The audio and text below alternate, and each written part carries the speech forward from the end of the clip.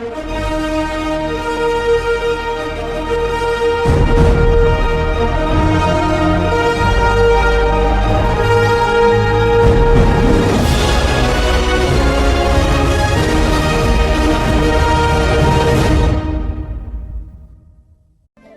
បុណ្យកុសលដែលខ្ញុំបានធ្វើ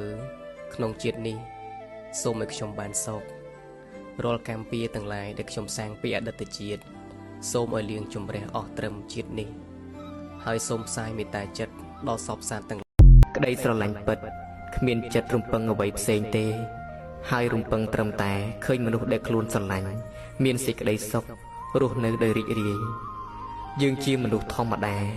ច្រើនតែយល់មិនត្រឹមត្រូវពីស្នេហាដោយយល់ថាស្រឡាញ់ផ្កាទាល់តែបានកាច់ផ្កាឬបើស្រឡាញ់សត្វគឺទាល់តែបានចាប់សត្វនឹងមកដាក់ក្នុងទ្រុងមើលថាទើបហៅថាស្រឡាញ់ចំពោះអារម្មណ៍របស់ខ្ញុំប្រាថ្នាសូមត្រឹមតែមនុស្សគ្រប់គ្នាមានសេចក្តីសុខជោគជ័យក្នុងជីវិតហើយប្រាថ្នាសូមត្រឹមតែមនុស្សដែលខ្ញុំស្រឡាញ់មានសេចក្តីសុខប៉ុណ្ណឹងគឺគ្រប់គ្រាន់ហើយសម្រាប់ខ្ញុំ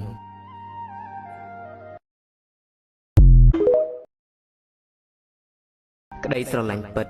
គ្មានចិត្តរំពឹងអ្វីផ្សេងទេហើយរំពឹងត្រឹមតែឃើញមនុស្សដែលខ្លួនស្រឡាញ់មានសេចក្តីសុខរស់នៅដោយរីករាយយើងជាមនុស្សធម្មតាច្រើនតែយល់មិនត្រឹមត្រូវពីស្នេហាដោយយល់ថាស្រឡាញ់ផ្កាទាល់តែបានកាច់ផ្កា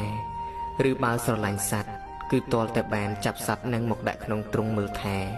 ទើបហៅថាស្រឡាញ់ចំពោះអារម្មណ៍របស់ខ្ញុំប្រាថ្នាសូមត្រឹមតែមនុស្សគ្រប់គ្នាមានសេចក្តីសុខជោគជ័យក្នុងជីវិតហើយប្រាថ្នាសូមត្រឹមតែមនុស្សដែលខ្ញុំស្រឡាញ់មានសេចក្តីសុខប៉ុណ្ណឹងគឺគ្រប់គ្រាន់ហើយសម្រាប់ខ្ញុំ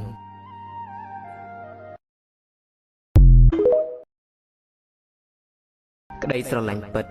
គ្មានចិត្តរំពឹងអ្វីផ្សេងទេហើយរំពឹងត្រឹមតែឃើញមនុស្សដែលខ្លួនស្រឡាញ់មានសេចក្តីសុខរស់នៅដោយរីករាយយើងជាមនុស្សធម្មតាច្រើនតែយល់មិនត្រឹមត្រូវពីស្នេហាដោយយល់ថាស្រឡាញ់ផ្កាទាល់តែបានកាច់ផ្កាឬបើស្រឡាញ់សត្វគឺទាល់តែបានចាប់សត្វនឹងមកដាក់ក្នុងទ្រុងមើលថាទើបហៅថាស្រឡាញ់ចំពោះអារម្មណ៍របស់ខ្ញុំ